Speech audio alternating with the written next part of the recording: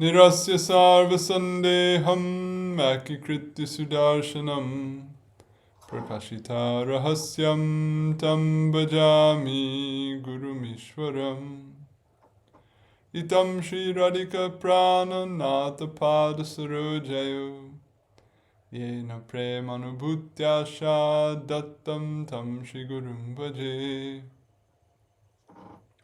Shri Govinda Pararavinda Marupananya Vilashojitan Purna Prema Rasotsavo Jalamano Vritti Prasannananan Shajvad Krishna Katha Mahamrita Payora Shomura Kelato Bande Bhagavatani Mananulavam Murdnani Patyakshito.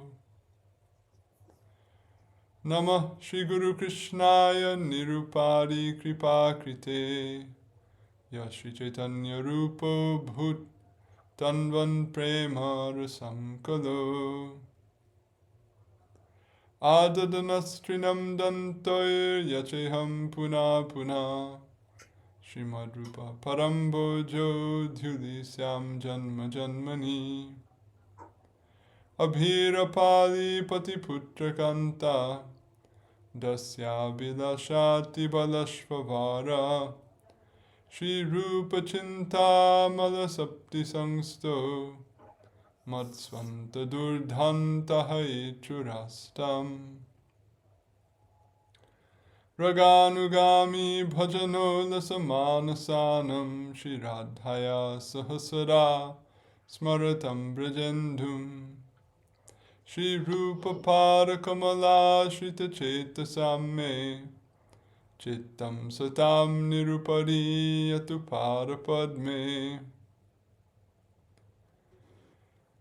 Ya Bhakti Nikhilarta Varga Shanani Ya Brahma Sakshat Kriter Anandati Shaya Prada Vishaya Jat Sukyat Vimuktir Yaya Shri Radha Ramanam Padam Bhujayugam Yasya Mahanashrayo Yakur Yat Prajalokavad Gurutara Premnaiva Tasyai Namah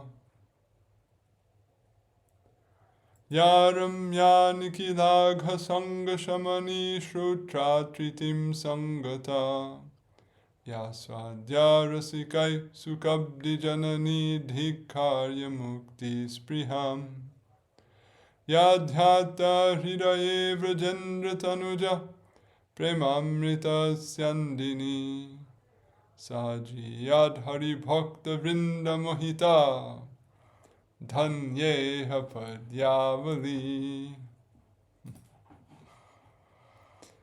By the grace of Sri Kali Yuga Pavana, the Svabhajana Vibhajana, Prayojanavatar Prema Purushottam Karuna Mahasagar Sri Gauranga Mahaprabhu, and his beloved Parshad, the crest jewel of Gaudiya Vaishnav Acharyas, the fulfiller of his heart's desire, Sri Rupa Gosvami Pad. Again today, we'll continue our discussion of Padyavali.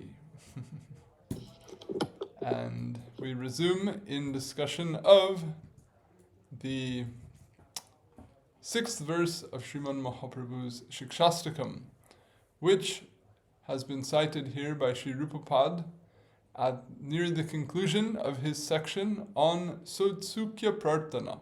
So, prayers filled with eagerness, filled with inability to pass the time because the desire is so strong.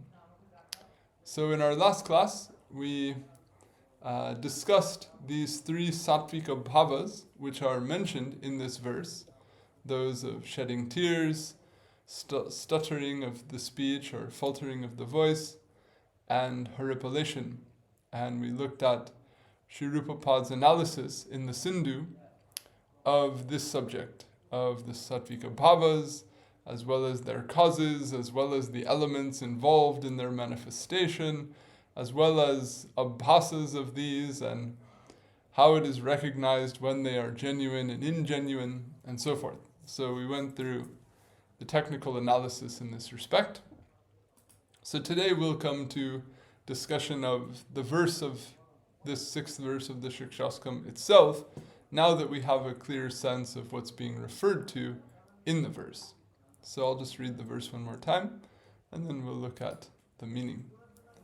So nayanaṁ galad ambu dhārayā vadanaṁ gadgada ruddhayā girā pulakair nicitaṁ vapuḥ kadā tava nāma grahaṇe bhaviṣyati.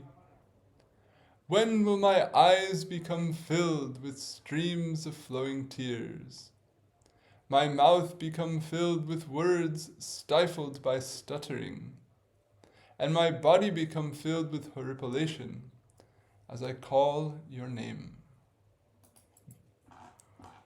So, I'll come now to the part we are in the commentary.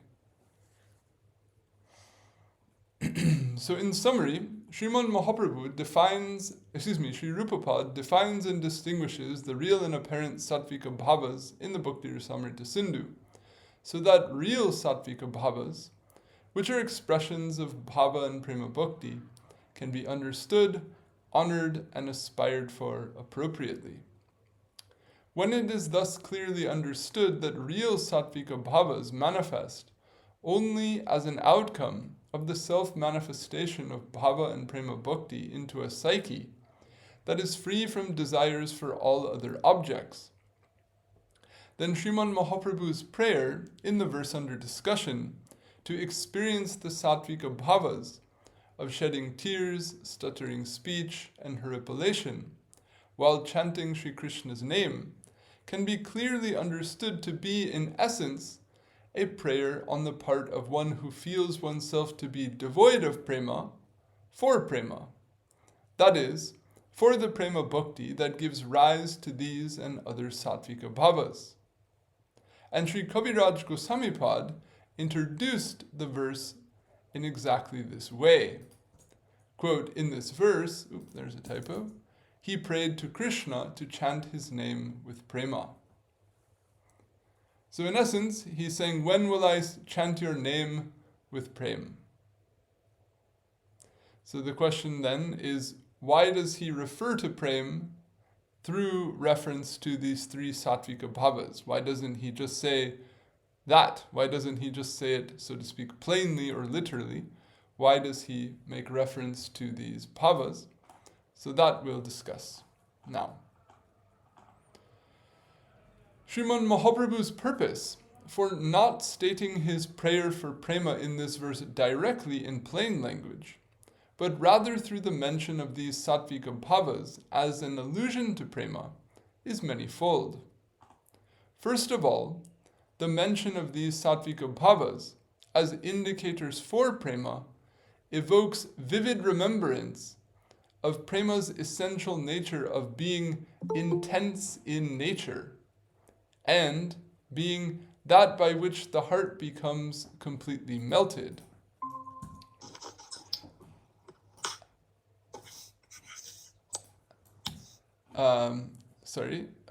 As was explained by Sri Rupa Pad in his aforecited definition of prema in Bhakti Rasamrita Sindhu 141.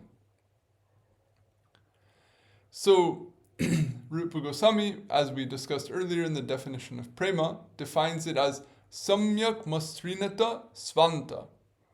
So the svanta, or one's own inner place, one's inner heart, or the cave, the core of one's being, that this becomes samyak masrinita. So completely melted, completely softened by prema. This is said to be one of the tatastha lakshanas.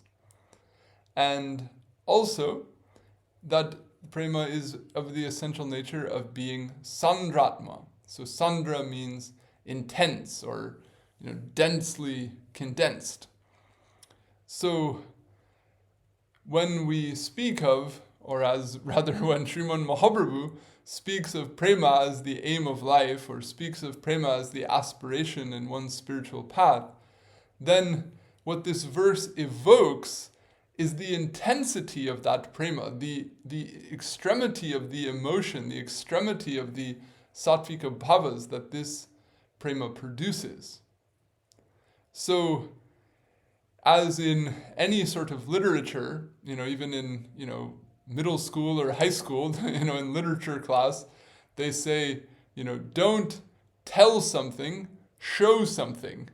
In other words, it evokes more, literature has more power when something is depicted in a way to convey its characteristics more so than when it is simply said to be them. Or in other words, simply put, to say, oh, such and such place is beautiful, is different than seeing a picture of that place. So, just to speak of the word love or speak of the word beauty, this doesn't suffice. Rather, to not use those words, but to then speak of those things that are the outcome of the presence of that object you seek to describe, or the effects of that object that you seek to describe. This has a far more significant impact upon the psyche. It has creates a stronger impression, as all of bhakti sadhana is for the purpose of deepening the bhakti samskara. So this type of language, the whole utility of poetry, if you will, on the path of bhakti, is a very real thing. In other words, sometimes in the name of tattva gyan, we want to sort of extract the tattvas from the kavya, but we have to remember that the kavya is also part of the substance. It's not just the packaging that conveys the tattva, but the experience of imbibing the tattva in the media of the kavya is also arguably equally or more important, in that the way that this can be imbibed into the heart is essential to the process. In other words, exposing the intellect to the concept, crucial, indispensable, agreed. But simply exposing the intellect and actually sitting it in the heart, actually imbibing it into the heart, actually hankering for it, actually crying for it, actually really, really deeply taking this into the essence of one's life. For that, art, music, poetry, these things are essential to that process, and have been, the world over in all cultures, and undoubtedly in the Indian subcontinent, have been, celebrated and leveraged for that very purpose. So, without going on a general, excessively long elaboration on that topic, to speak about, eyes shedding streams of tears, to speak of the throat faltering, unable to finish a word, unable to pronounce even the name of Krishna. It's one thing to say, when will I chant the name of Krishna? It's another thing to say, when will I not be able to chant the name of Krishna? In other words, when will I have such prema for Krishna that I can't even manage to chant his name? The prema is just too intense. The horripilation that can unfold when one is filled with a fresh wave of the wondrousness of Krishna's lila or beauty or qualities or what have you. This language, this way of praying for prema that Mahaprabhu has presented, conveys these things. It reminds us that prema is a state of a very deep, intense feeling, and a state in which the heart is completely melted, such that emotions, these states or sattvika bhavas, come about very readily. And furthermore, second, it evokes longing for prema, since the experience of such sattvika bhavas is self-evidently understood to be something deeply moving, fulfilling, and endearing. So people, love to experience intense emotions. They watch movies and listen to music and all this for these purposes. So whatever tendency that someone might have for that, or the natural effects of having such experiences, all of that will is a concomitant of this experience of prema. Third, it harkens back to the verse from Srimad Bhagavatam that Srimad Mahaprabhu was personally taught by his guru, Sri Ishvara Puripad, in regard to the effects of chanting Sri Krishna's name. So, this verse we've had repeatedly, but no harm in discussing it more. Evam vratas priya nama kirtya jatanurago drita chitta uchai hasatyado rodati roti gayatyunmadava nrityati lokabhaja. One whose right is so, that is, whose right consists of hearing and singing of Sri Bhagavan, while roaming about unabashed and free from attachment, in whom anuraga, read prema, has manifest by chanting the names of Sri Bhagavan dear to oneself, and who is thus of melted heart, loudly laughs, cries, shouts, sings, and dances as though mad, oblivious to society. So this verse describes first prema, jatanurag, prema becoming manifest, and then druta chitta, under the influence of that prema, the heart becoming fully melted, and then in that state of meltedness of heart, then laughter, singing, dancing, etc. emerging. So this is something that, this verse of the Bhagavatam, which is describing the Uttam Bhagavata, which is sort of like you could say almost like what you might put on the brochure for Gora Lila or something like that, as like the Bhagavatam's core precedent that, shed light towards that Lila or towards that domain. So by speaking of these very sattvika bhavas in this prayer that are also mentioned in this verse, then there's the implication to say, when will I, as I chant your name, when will I experience this? Then the implication is, when will that anurag, when will that prema come into my heart that causes this to take place? Fourth, it again here meaning this choice to speak of prema indirectly through a reference to the sattvika bhavas that it produces, also serves as a reminder to aspirants of the fundamental cause of their lack of attainment of their cherished aim of prema, that is, of the hardness of their hearts as a result of past offenses, and the residual presence of desires in their hearts for other objects. So if meltedness is the characteristic of prema, complete meltedness, then the absence of prema is characterized by the opposite of meltedness. So rigidity, hardness, harshness, coldness, these are the opposites. So the Bhagavatam also directly portrays the heart afflicted by offense in that way, with also another verse which comes in the Charitamrita. Tarashmasaram hridayam batedam yadgrihamanar harinama dheyair navikriyetata yadavikaro netre jalam gatra rahu ruheshu harsha. That heart which cannot become transformed, that is melted by Hari's names being chanted, oh, that heart is made of iron. When transformation, that is melting of the heart, occurs, water in the eyes and horripilation in the pores appear. So this is a very sweet expression, conveying the idea that Hari's names are something so endearing, something so charming, something so sweet, that you could chant them and not feel something?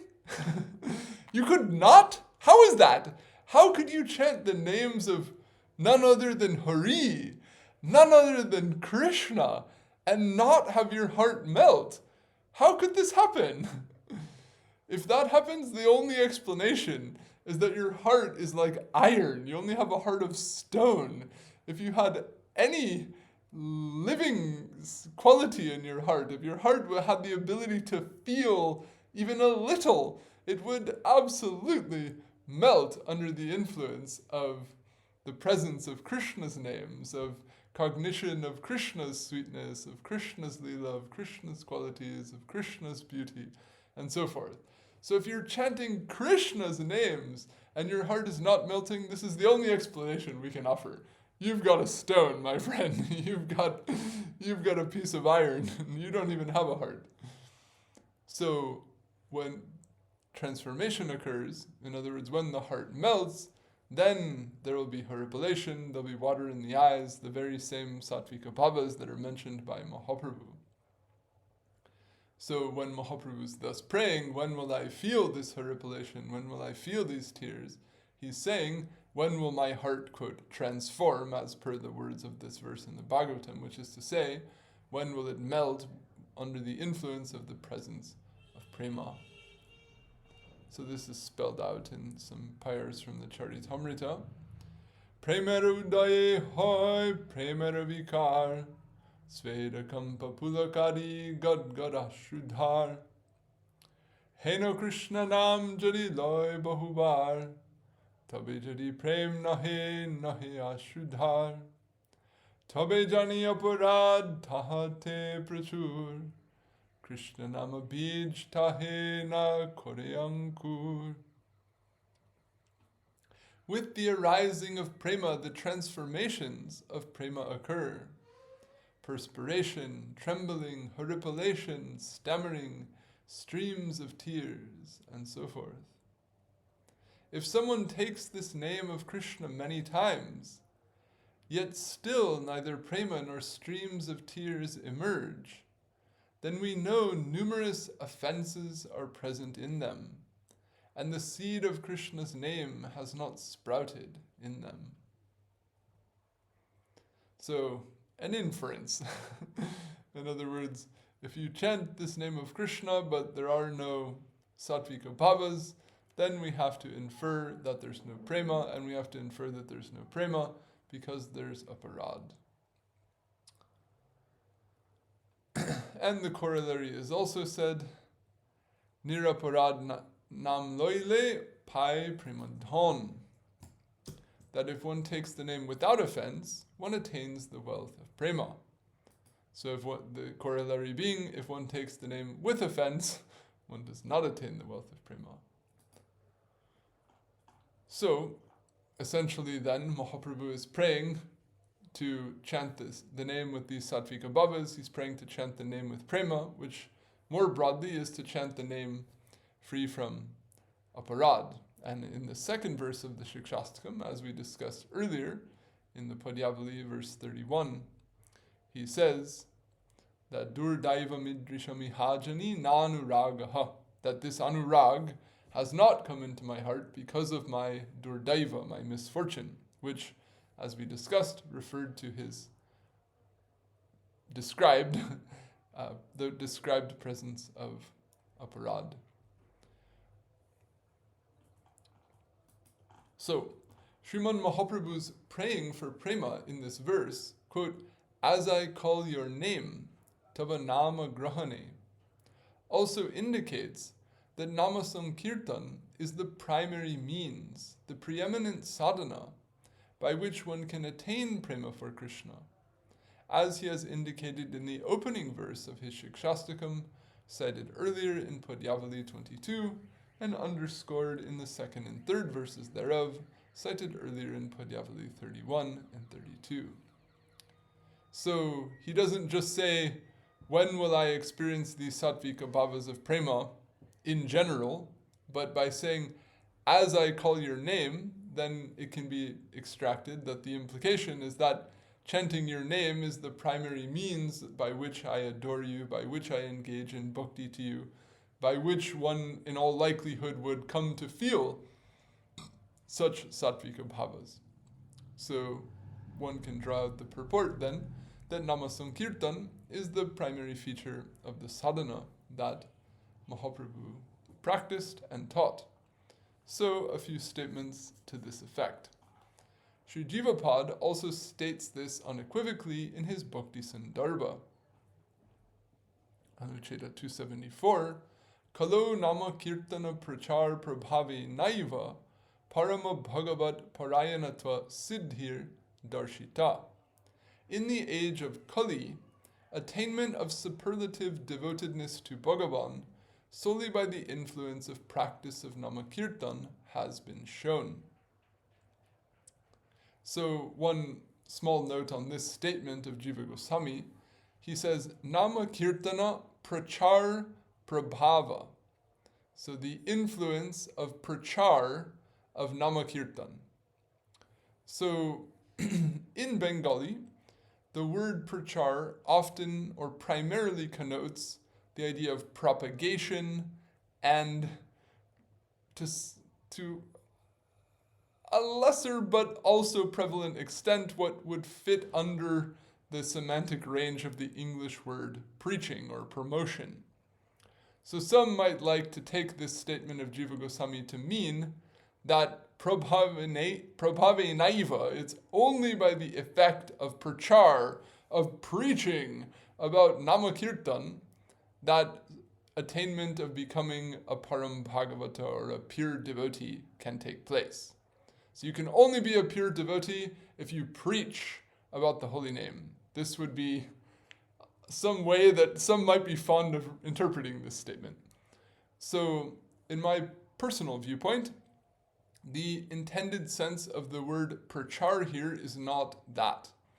The word prachar, apart from its connotation in Bengali and other vernacular languages, specifically in its Sanskrit usage, also has another primary sense, or what it appears to me, or in my personal view, is an equal, if not further, more prominent connotation of the word prachar, is not propagation or preaching, but simply practice or appropriate conduct or appropriate engagement or employment of a particular activity or practice.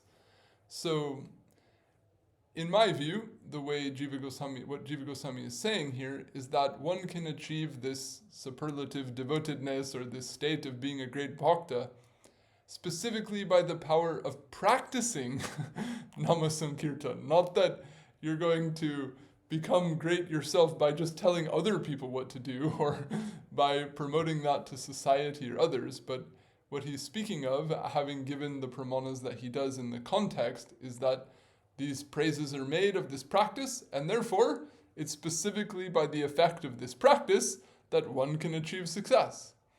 This, to me, is the natural reading of what Jiva Goswami is saying in the context of this statement in the Sandarbhas.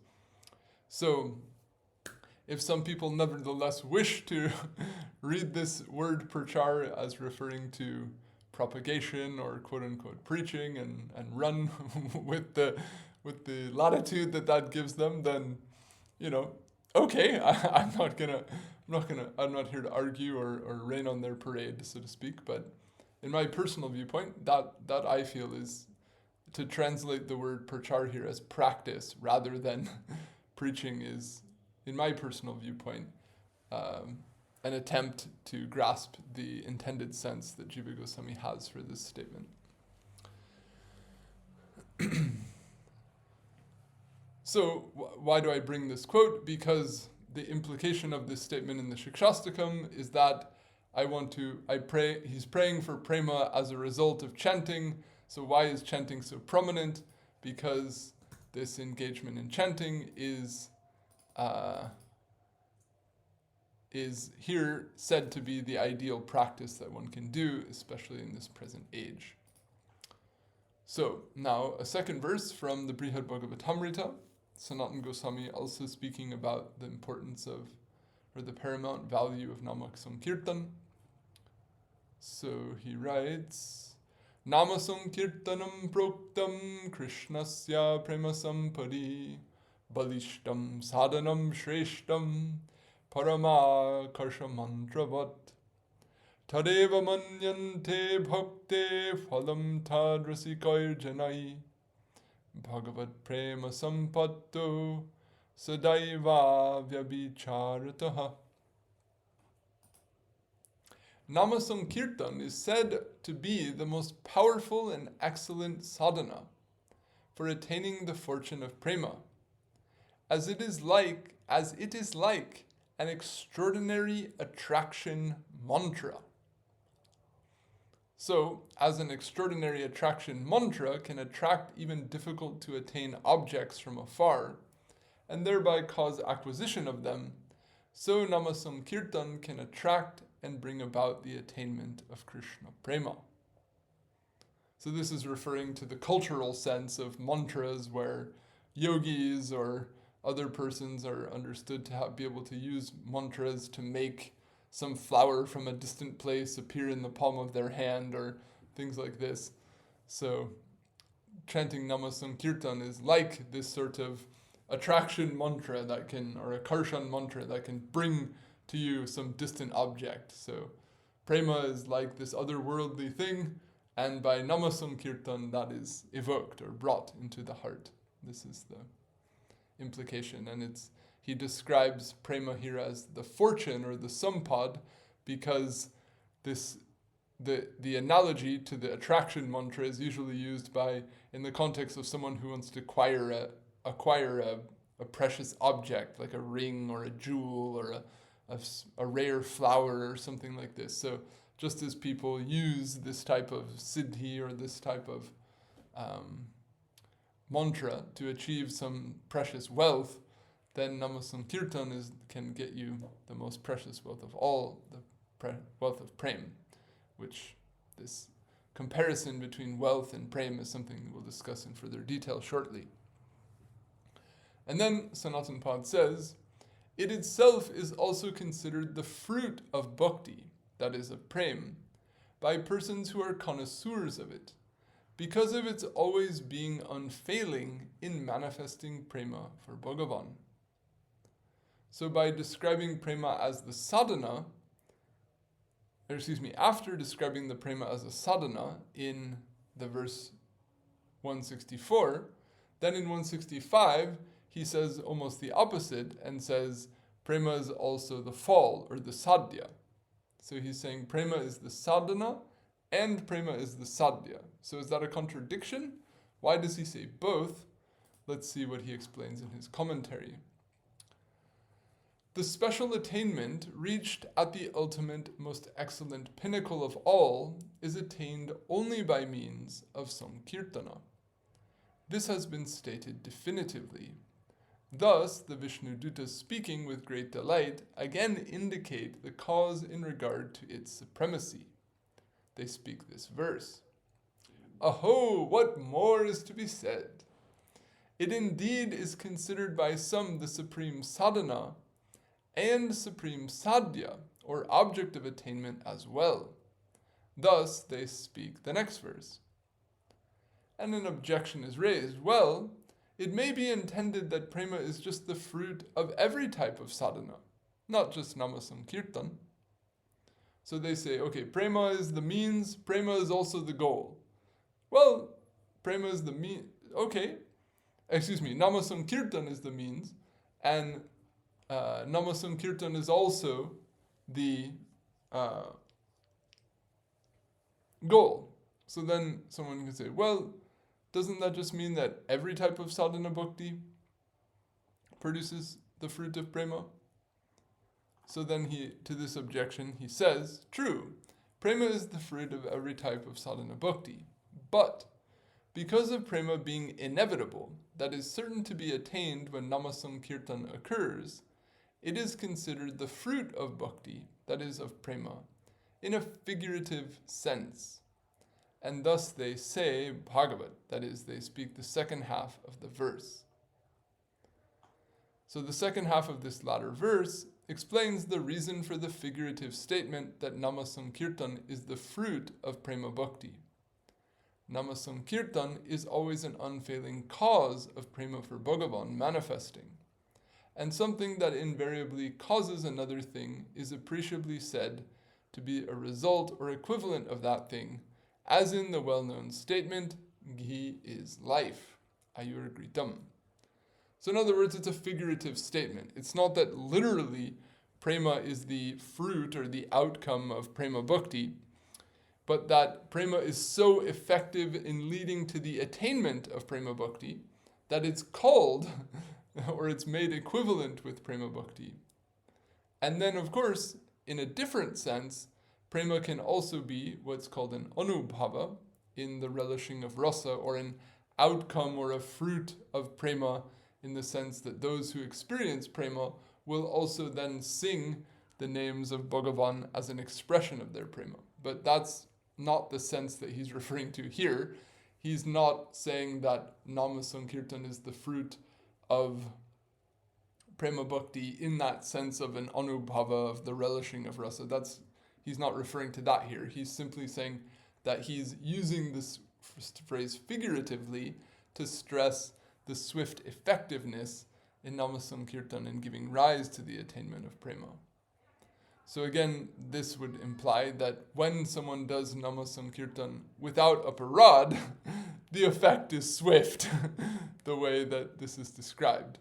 But when one has aparad, then there may be a delay, depending on how much aparad one has, as has been indicated in the verses we mentioned earlier, and as we discussed at length earlier on in this comments on the Padyavali reference to the second verse of the Shikshastakam. So I just supply a couple of quotes here to support the idea that Nama Sankirtan is the primary means of sadhana that Mahaprabhu himself exhibited in his lila as a bhakta for the education of society. And this is hinted at by his mentioning of tava nāma grahaṇe bhaviṣyati.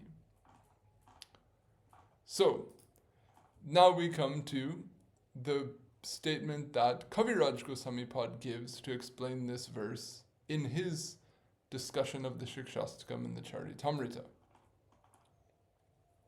Sri Kaviraj Goswami Pad presents the purport of the verse under discussion in just one payar.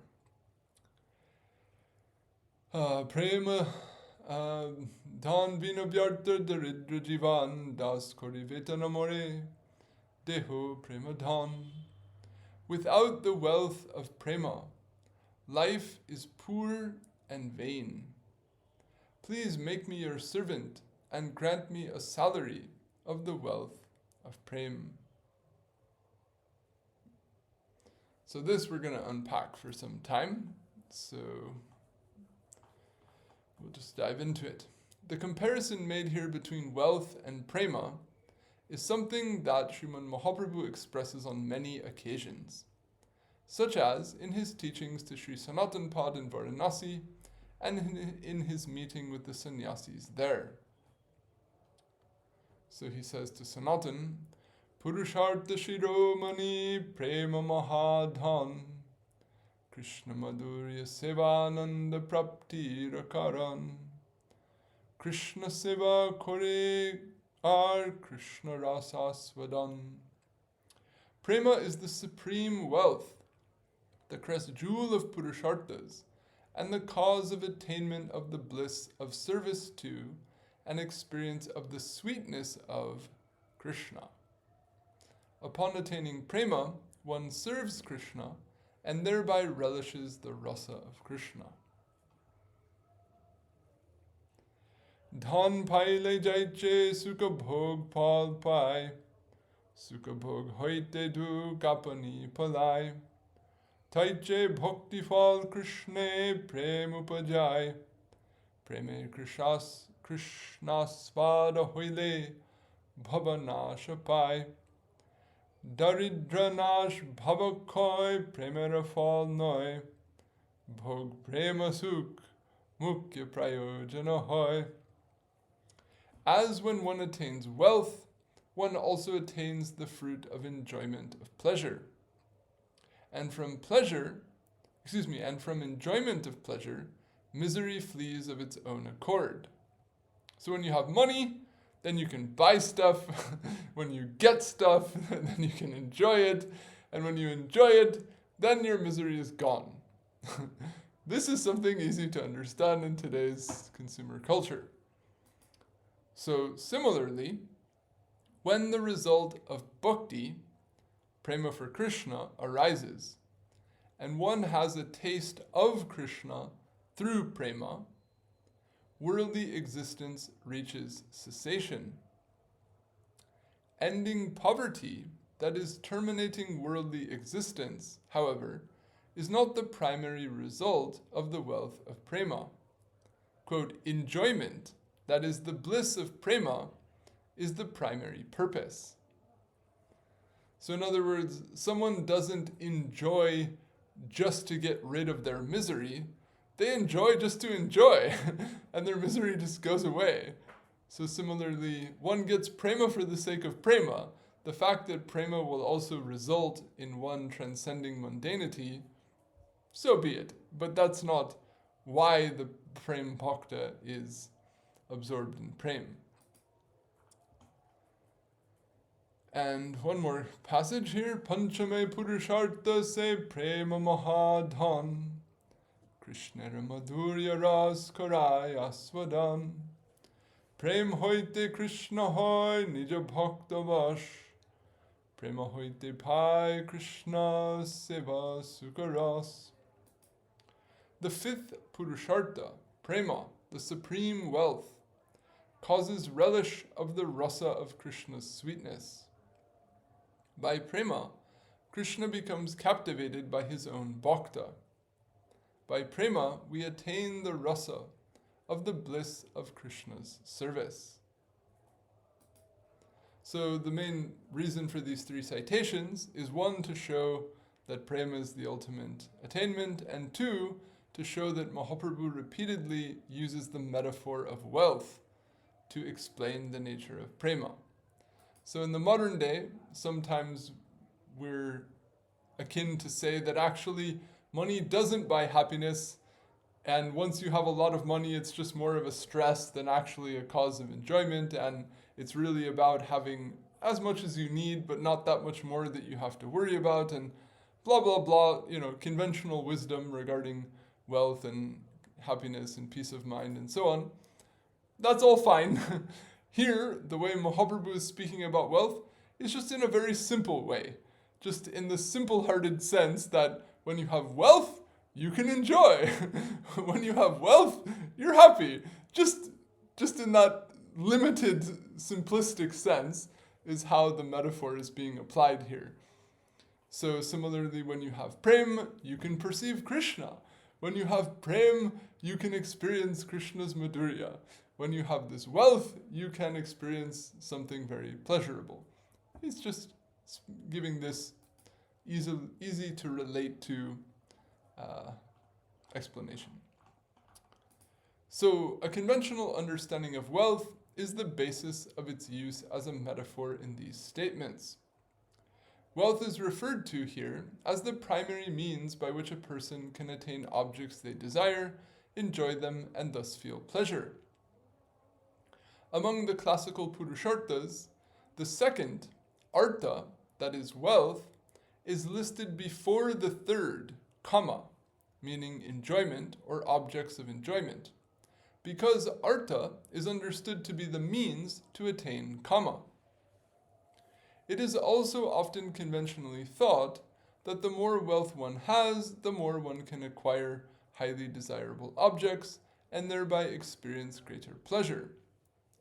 Thus, when something is described as being, quote, the supreme wealth, or mahadhan, as Mahaprabhu describes prema, that is wealth of the greatest magnitude, it is conveyed that this is a means to acquire desired objects that are of the greatest value, and thereby experience pleasure that is also of the greatest magnitude.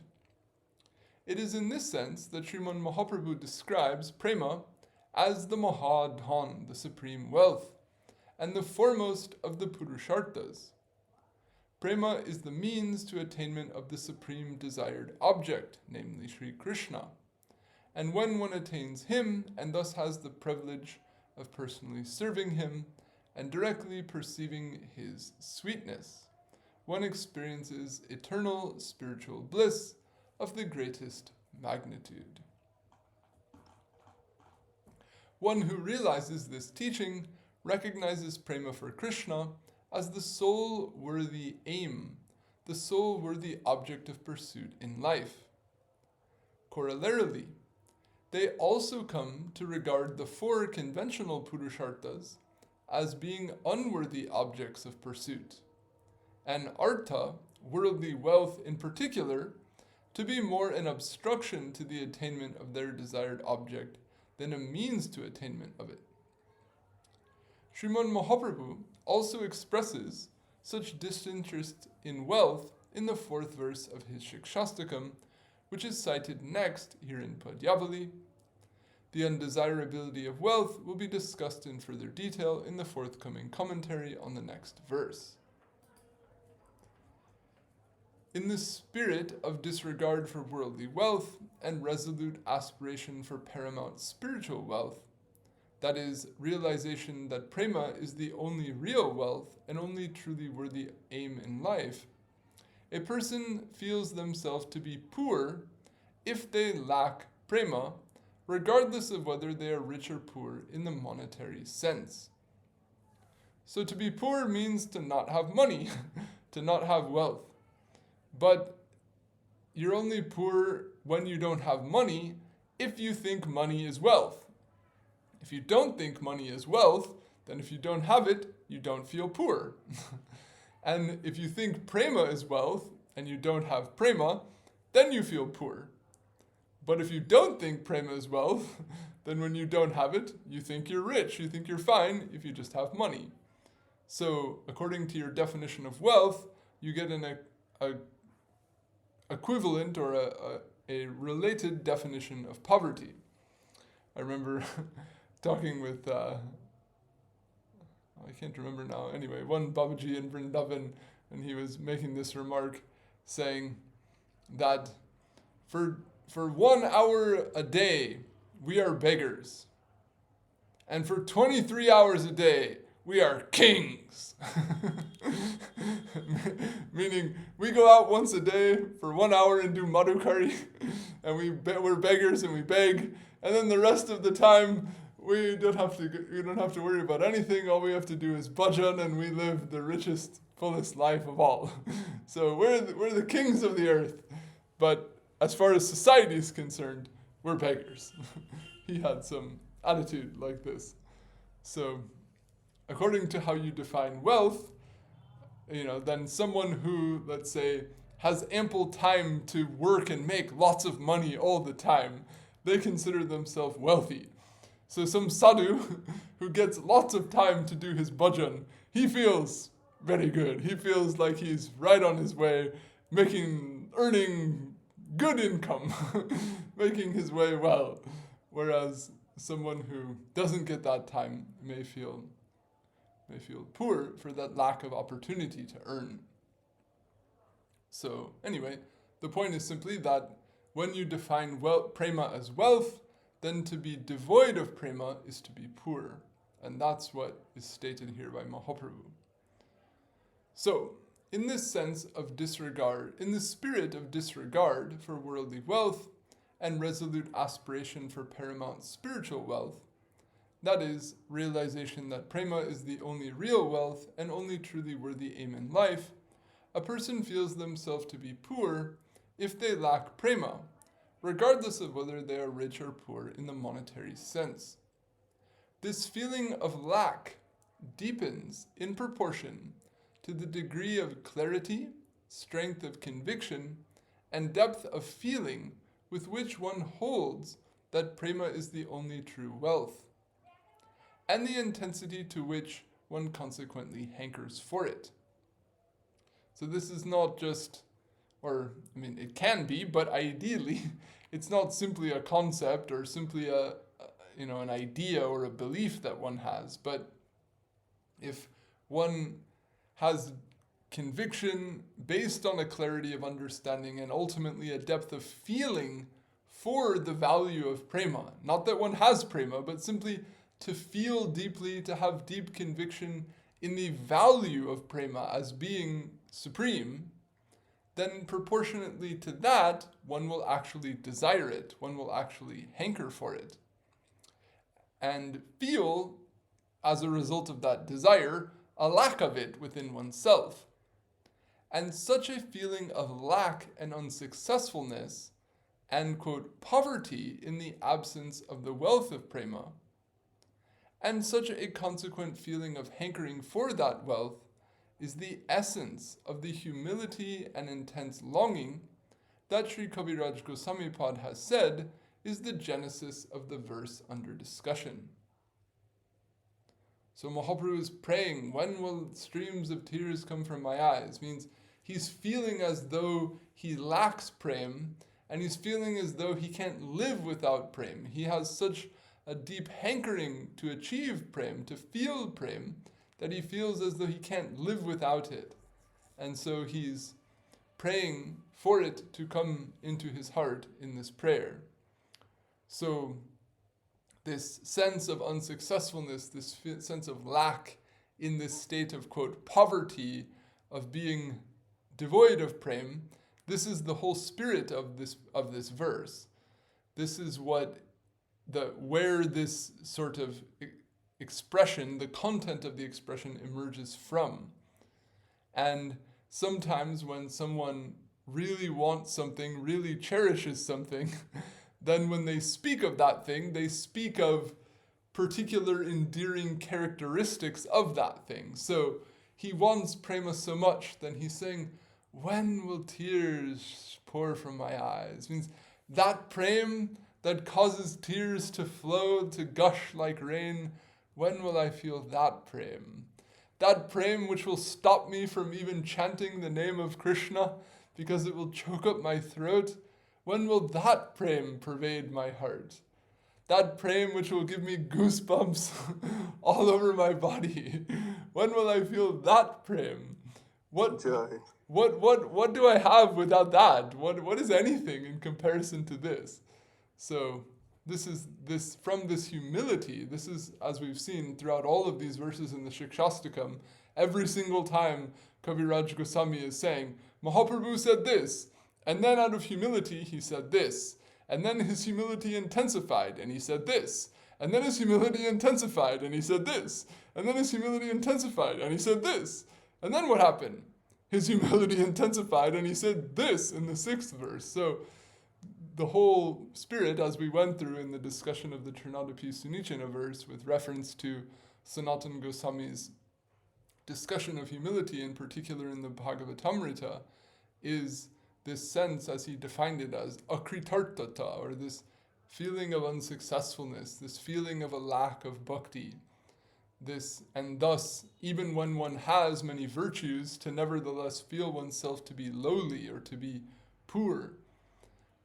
This all emerges from that desire, and that desire emerges from the conviction, and the conviction comes from the clarity of the knowledge. So guess what? It's all ultimately built on knowledge. Jiva Goswami himself elsewhere, right, he says even, Shraddha tad gyan hetu, that it's by actually clearly conceiving of these things that one can have conviction in them. From conviction comes desire, from desire comes a feeling of absence, in this state of absence comes this humility, and out of this humility comes prayers like this, comes feelings like this, which are said to be the hallmark of Vaishnavism, to be the spirit of Mahaprabhu's whole Leela, the spirit of his parikaras, the spirit of his Shikshastakam. So this is, the related points. So let me conclude here. Such humility and longing, moreover, are the gist of what Sriman Mahaprabhu taught in the 3rd verse of his Shikshastakam, as was discussed earlier in the commentary on that verse, following its citation here in Padyavali 32. Sri Kaviraj Goswami Pad thus portrays Sriman Mahaprabhu's prayer in the verse under discussion as arising from a feeling of poverty and unsuccessfulness. Quote, without the wealth of prema, life is vain and poor.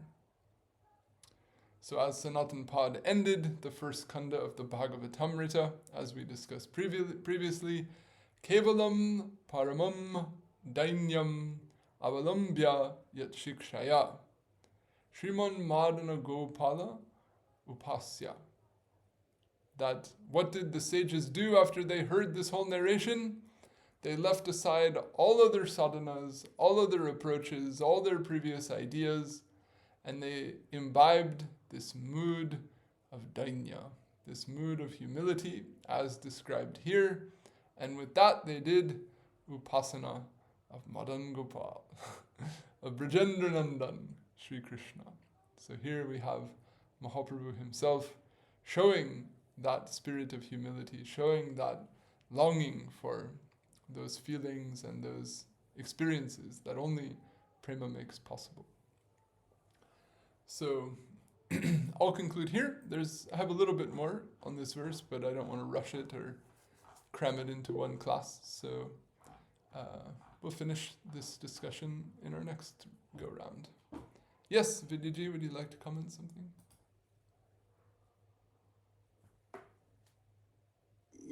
Jai Radha, Jai Radha. Jai Radha.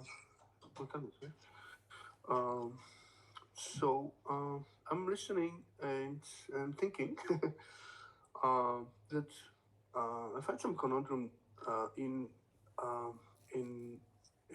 what I learned over years. That on one side there's a statement that that holy name is of completely different nature. And Rupa Gosvami writes the Svagata Shloka, which is it cannot be touched by gross senses. So on one side, we are not qualified to chant the holy name. It's a strong distinction between our senses, our body, and the pure name.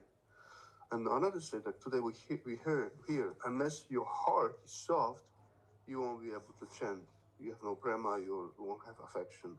So on one side, our gross body cannot touch the name, and at the same time, the gross body with soft heart is this condition. If the gross body's heart is soft, then you can. So I find it a little bit conflicting for me to combine everything into one comprehensive picture. If you understand what I mean.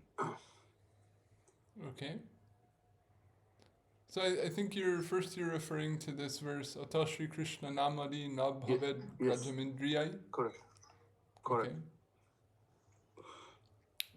So one consideration in that regard is that when it is said that the name is not graspable, so to speak, by the senses, then it doesn't necessarily mean, or the import is not specifically that therefore one cannot chant, because we do chant, but rather that even when we chant, even when it seems as though we can say the name Krishna just like we can tie our shoes or do any activity that seems to be conventionally under our control, as though it's an act of volition by us, we're encouraged to see that actually this is something that is coming to us. It's a manifestation of Krishna's grace. It's a manifestation of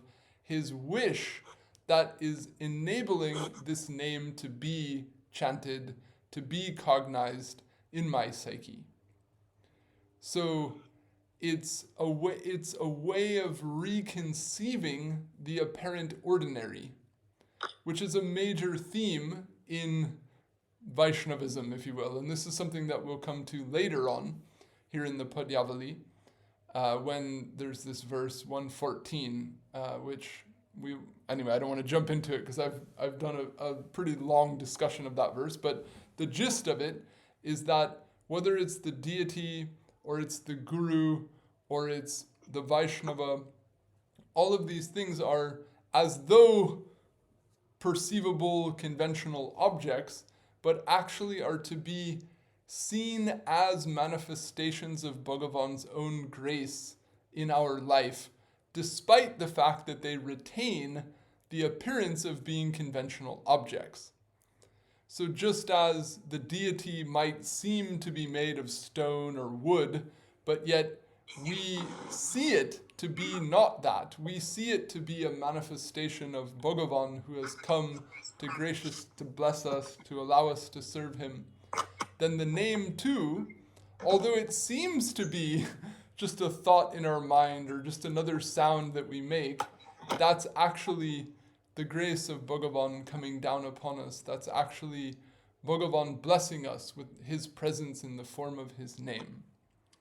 So this is one way that the import of that statement is taken. So there is another interpretation that therefore what we chant is quote unquote not the name, and the quote actual name only comes later or something like that. But from the verses of Jiva Gosvami, we don't see that he ever interprets it like that, and that actually is a more far-fetched viewpoint.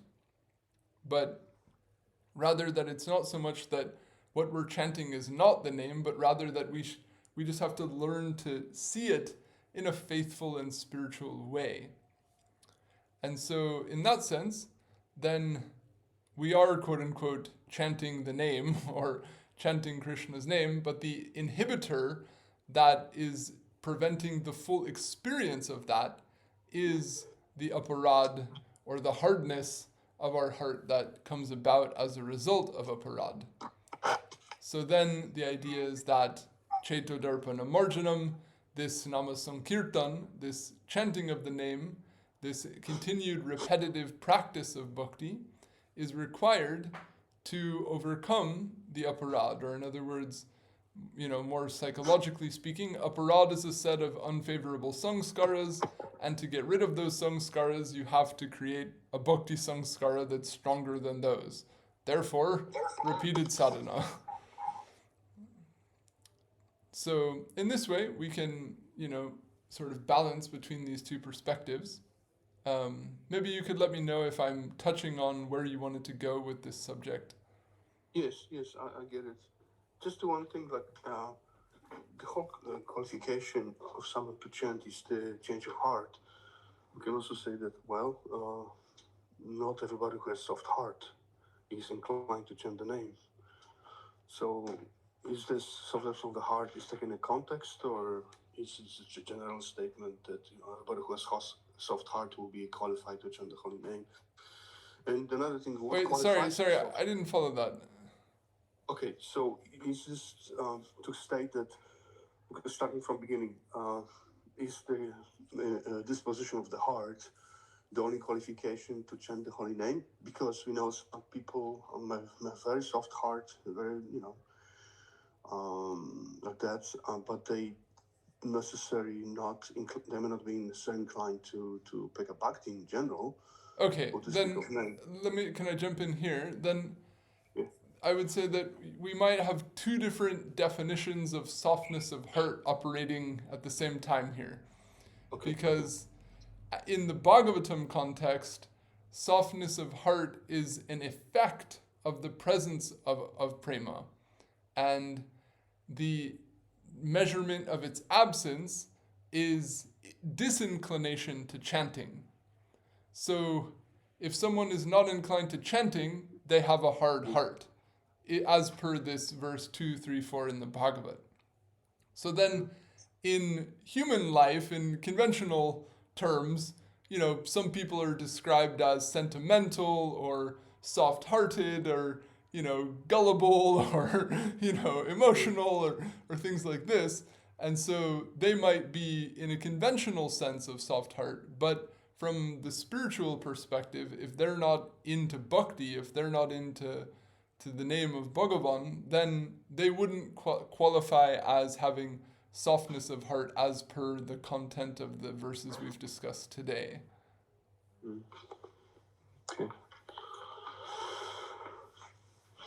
And, like yesterday, that point about the pichalata, where, he said that people can have a heart that is externally soft, but internally hard.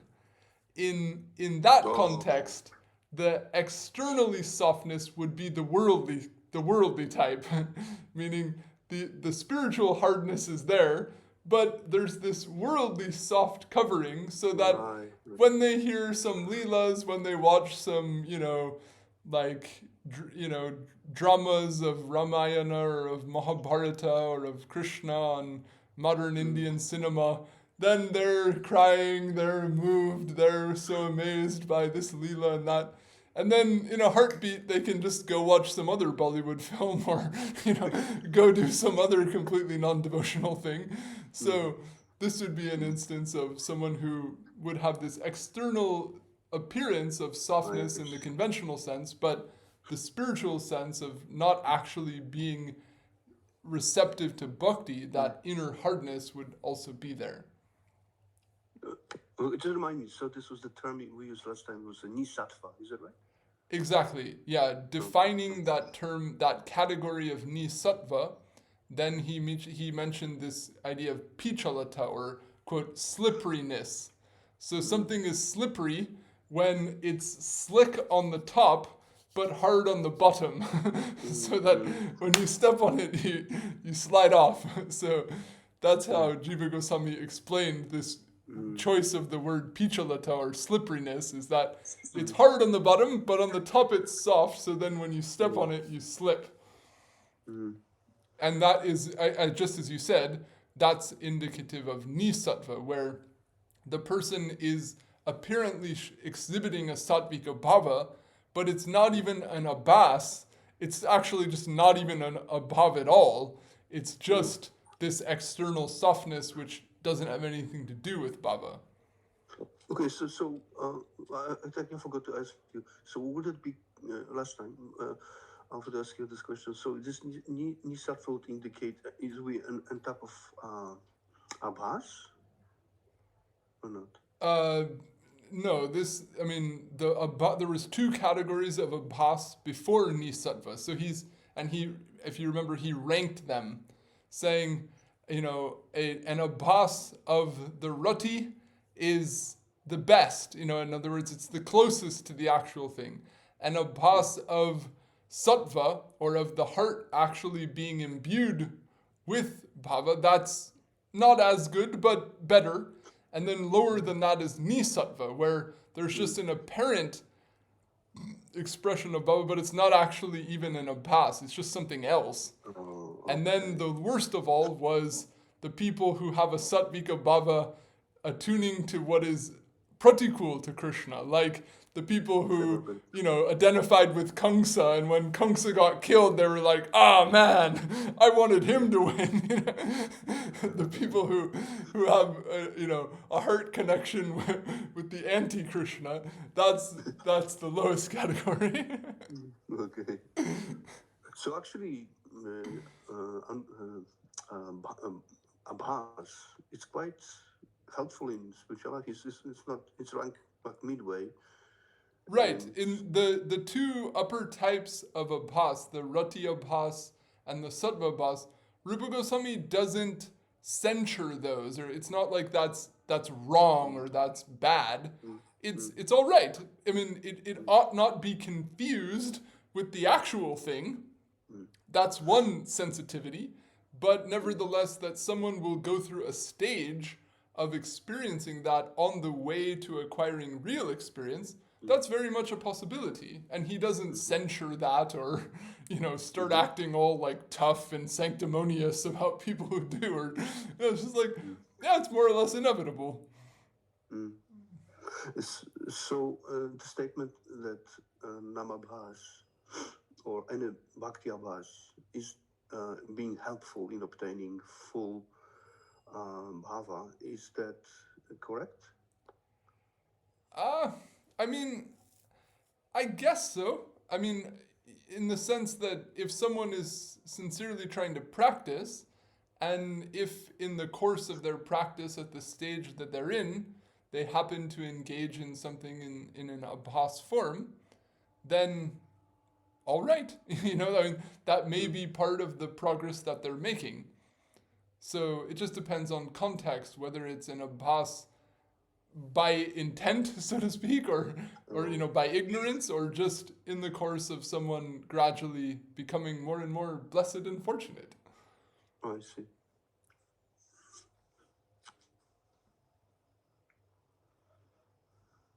But does Jiva Goswami make distinction between nāma and shuddhanam? Mm-hmm. And how does it play in sadhana way? Sorry, I'm just dreaming a little bit, but I'm curious about this. I mean, he described, there's just the chanting of the name, and then there's an abhas of that, or there's a parad involved in that. Mm. So someone, he refers to the famous verse, samketyam parihasyam va in the 6th canto, that if someone chants the name by one of these means, as a mnemonic device, as a, this or that, then they engage in a form of namabhas, and if they're free from aparad, then that will also purify them of all sin. So it's, in the case of Ajamil, his uttering of namabhas was instrumental in his deliverance. Mm-hmm. Not that doing namabhas now becomes a prescribed or enjoined means of progress, but it nevertheless was a beneficial act that was a step in the trajectory that Ajamil followed. And then after that, he's purified of sin, he has darshan of the Vishnu Dutas, he gets, clarity of heart with the absence of sin. This leads to nirbhed, this leads to vairagya, this leads to leaving home. Then he gets absorbed in bhajan itself, not just in abhas, but the actual bhakti. And then thereby he goes to Vaikuntha. Mm-hmm. So abhas is just part of your progress on one of the stages, like bhajana kriya or nishta, on of those developing levels. In case by case, Case by case.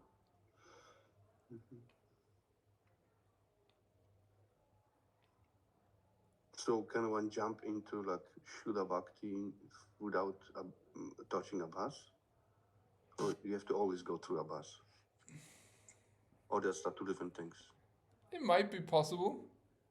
It would just depend on how something unfolded. If someone from a young age was educated in a Vaishnav family and was very pure in heart, they might just straight away engage in bhakti, like Prahlad or someone like that. Mm-hmm. I think in this book by Haridas Das Babaji, Gauri Vaishnava Jivani, there are examples of Vaishnavas in our tradition that actually displayed this strong Shuddha Bhakti right from scratch or just suddenly. I don't know recall the names, but I read some stories, like phenomenal stories of Bengali Vaishnava devotees from Braj. Yeah, by Purva Sanskar, it's certainly possible. Right.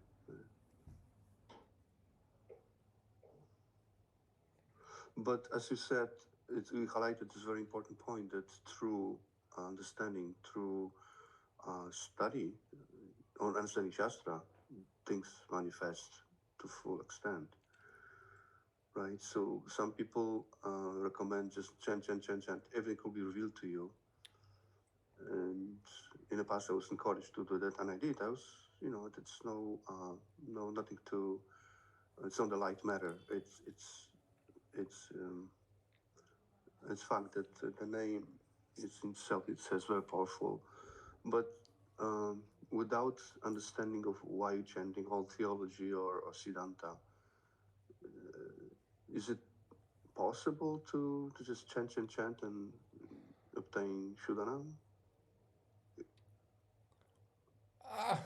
In rare cases, theoretically it is possible, but I would say in today's society, it's in a very low percentage margin of potential.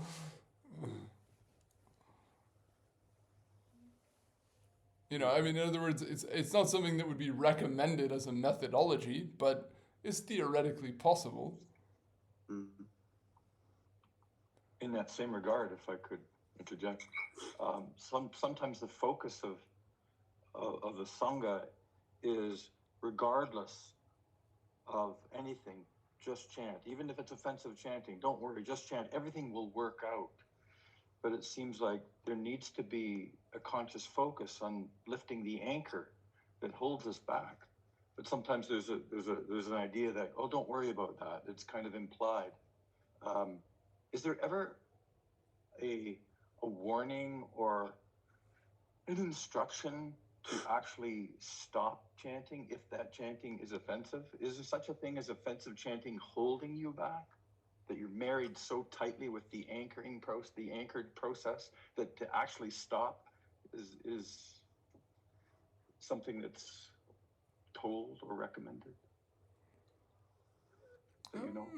Well, I would just say, I mean, in every case, any instance of aparad is always to be avoided, as a principle. So when we speak of quote unquote offensive chanting, it's sort of like, I would define offensive chanting as like something like, going and like smashingly loud chanting in a way that completely disturbs another Vaishnav such that you are being highly disrespectful and disturbing to that person. And if that person also were to indicate that it would be nice if you would do it somewhere else, or that there would be some peace and quiet, and if you say, what do you mean? This is the Yuga Dharma! Or something like this, then I've run into that exactly. then you would make Vaishnav aparad by doing nama sankirtan in that case. So in the sense of like, where literally you're committing an offense by doing the act of chanting, I could call that quote unquote offensive chanting, and that would definitely not be what you want to do. But if we're speaking in a more broad sense of my heart is not free from the samskaras produced by aparad, and therefore I'm chanting but I'm subject to distraction, I'm subject to drowsiness, I'm still imperfect in my behavior with Vaishnavas in general, but not at the moment that I'm chanting or something like that, then in that case, then yes, the person should continue their practice.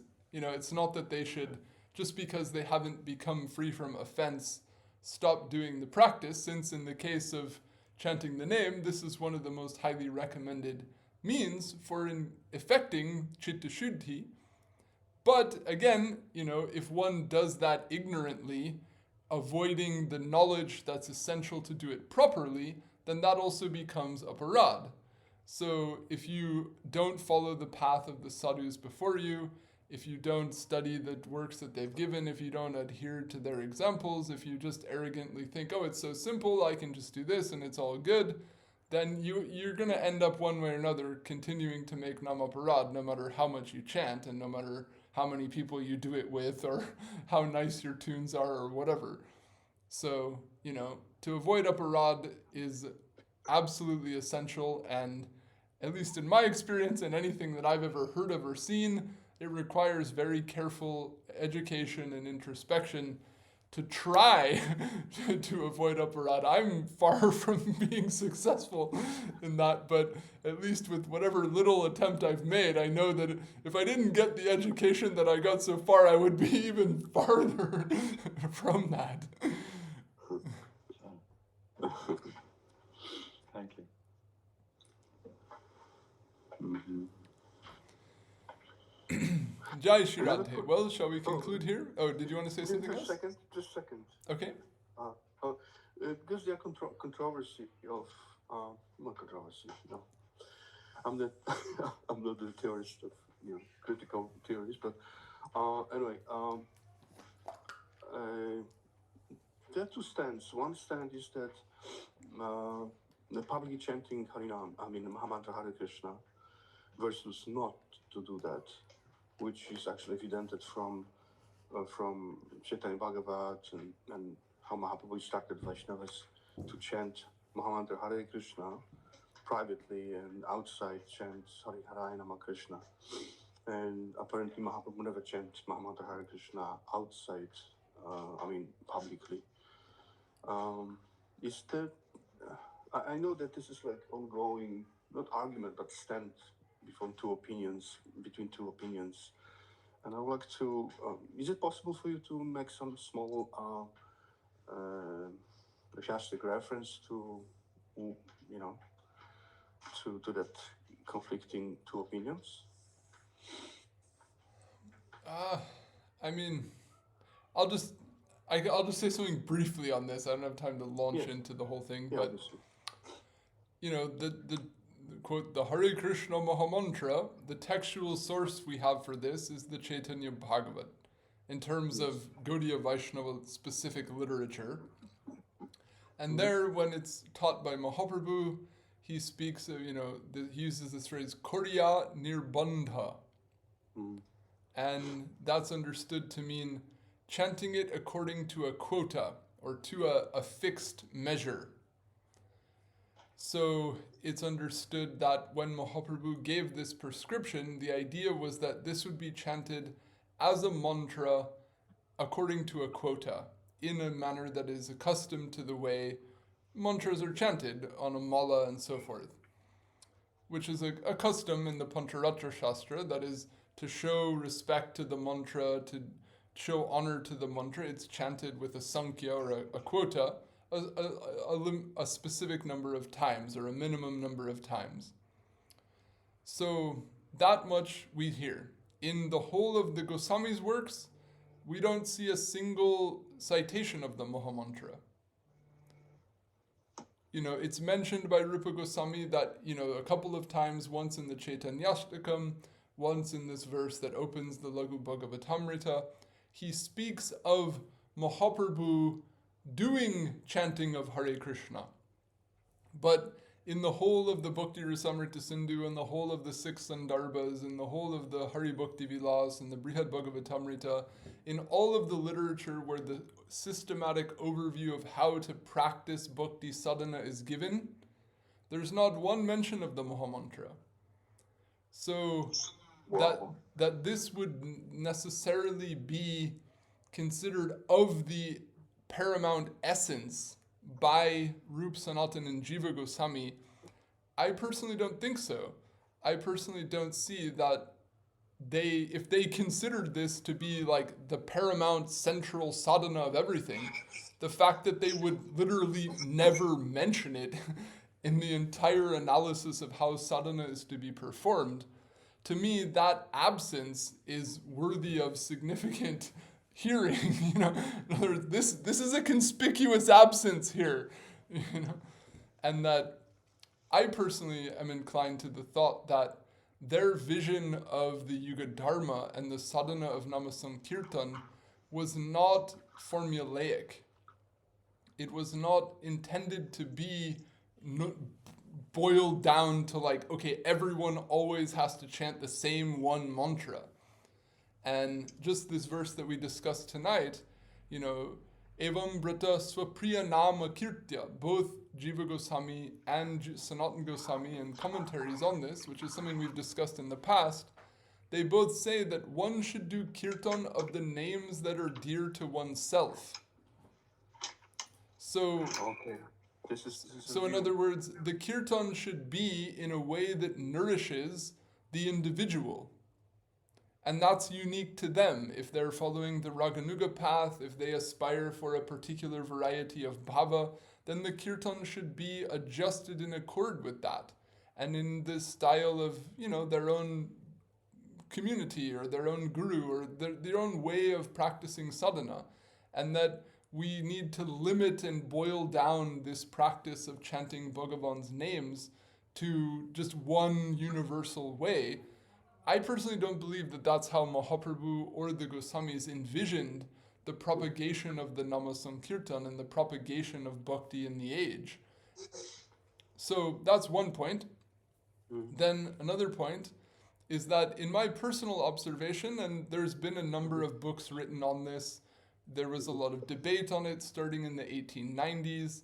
Scholars wrote articles and books, and such as Radha Vinod Goswami, one scholar from Vrindavan named Gopal Das Babaji of that era, and later Sundar Nidhi Vinod elaborated on what they wrote. And others wrote of a differing opinion, such as Bhuvaneshwar Sadhu Thakur has apparently written a book. I've yet to find a copy of his book on the topic. Apparently Pran Gopal Goswami also wrote something on the topic. And so major scholars of the early 20th century have weighed in on two sides of this topic.